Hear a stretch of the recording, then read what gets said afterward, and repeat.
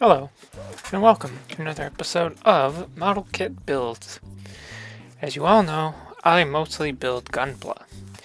I've done some other kits, but they are all Bandai kits, like their Full Metal Panic kits and Star Wars kits as well.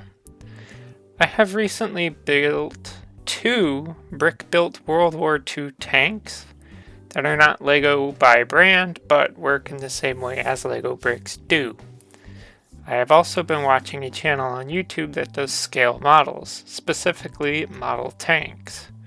After watching many videos and going back and forth on what kit to buy, I decided to pull the trigger on a 1/35th scale early production Tiger 1 by Zvezda. This is not a snap kit.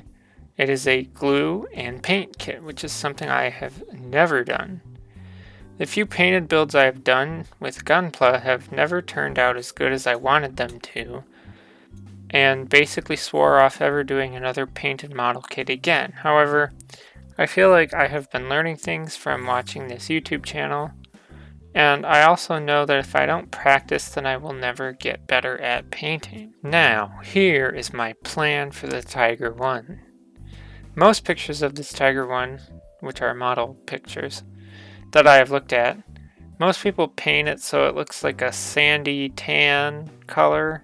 I don't know what the actual color is, but that's just not what I want. What I want to do is to do it in that dark gray color that some Tiger 1 tanks were done in. Now, since this is my first model tank, I am not going to do camo patterns, nor am I going to do dust, mud, or other earth-like effects on it.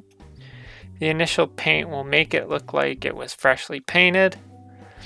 The only effects I might do is to add some rust effects, some scratches, and some burn marks in the barrel. Do I know how to do any of that? Not at the moment, but I'll figure it out as I go and learn some things. The tracks, they'll be black, nothing special there. If anything, it'll look like the tank was left out in the rain for several years. Once it's paint, well, it won't be wet, but you know, it'll look like what it would look like after being left out in the rain for several years. Once it is painted and all the effects are done, I will put a wash on it to bring out the details and then a matte clear coat. So, I have already ordered the kit from Sprue Brothers website. The kit was about $40 and I paid for expedited shipping, which was another $15 and $2 in like tax. I don't know if it's a good or bad price because I don't know how much plastic I'm getting for $40. The reviews of the kit that I have watched are all good. People seem to really enjoy this kit. Now it's time to show what supplies I have already acquired. Keep in mind that this will not be everything that I need. Okay, so all of the supplies I got from Hobby Lobby. This total trip was about $40 as well. It is what it is, unless you go for the testers paints and stuff like that. Those are the cheapest paints you can get, but I'll explain after I get through the supplies as to why I did what I did. Okay. So, of course, the first thing was brushes. And it's very hard to see. Nothing special, but I got new brushes. Because I've been using that. I got this is a spray enamel by Testers, and this is semi-gloss primer, so I can prime the kit before I paint it. And of course, the always necessary thing with these is the Tamiya extra thin cement. I know you can't see that. This is a really bad spot, isn't it? But it's there. Tamiya extra thin cement, because as I said, this is a glue and paint kit. not a snap together kit.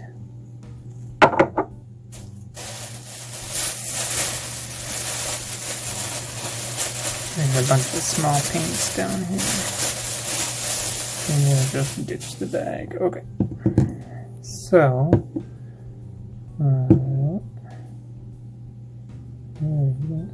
well, I got a bottle of Vallejo. Model color, black. Just regular black. I got two, and this is the biggest reason, which I'll explain after this. I got the 2 bottles of the Vallejo German Grey. That's really helpful for this too. And because I thought it would be helpful, I got a bottle of Vallejo matte varnish. Now, my original plan going into this was to get all spray cans, but the Hobby Lobby that I was at, the spray cans selection was pretty off, actually. Like, you know, I saw this German Grey and I tried to match it to the grays that they had, and none of them were the right consistency, and they were too light, you know. So that's why I didn't do it. And I really wanted to just do this all in spray, but because I thought that these Vallejos, when I was looking at them, I thought these were for airbrush, but it turns out they are just for brush, like a hand brush. So I thought, well, why not? And the German Grey, I got 2, which was all they had at that store. Just because I'm like, well, it seems to me that a 1/35th scale model is going to be pretty big. Not too big, but bigger than a 1/72nd scale or anything else. It's like mid-tier, maybe. I don't really know. Decent sized enough that, you know, especially if I'm hand painting with this. I mean, you can already see this is not a big bottle. So, 2 of them, so I don't have to worry about running out. So yeah, that's why I decided to go the route of that. Things I don't have, which I almost was going to grab, there was a bottle of, I think it was Testors, got a rust color paint. I didn't get it this time. I might go back for it. The only trouble will be is if I get into this model and I run out of my German Grey, and I can't just go back there and get more, you know, if I have to go to a different Hobby Lobby, or if I have to go to online ordering, or whatever the case may be. So yeah, that's what's up with that. So yeah, this is going to end the first video in this series of videos for the Zvezda Tiger 1/135th scale. It'll certainly be interesting. I think it'll be fun and learn some things along the way, and who knows, maybe it might turn out good. So yeah. The next one will probably be when I get the kit. I'll do an unboxing of it. So thank you for watching, and goodbye.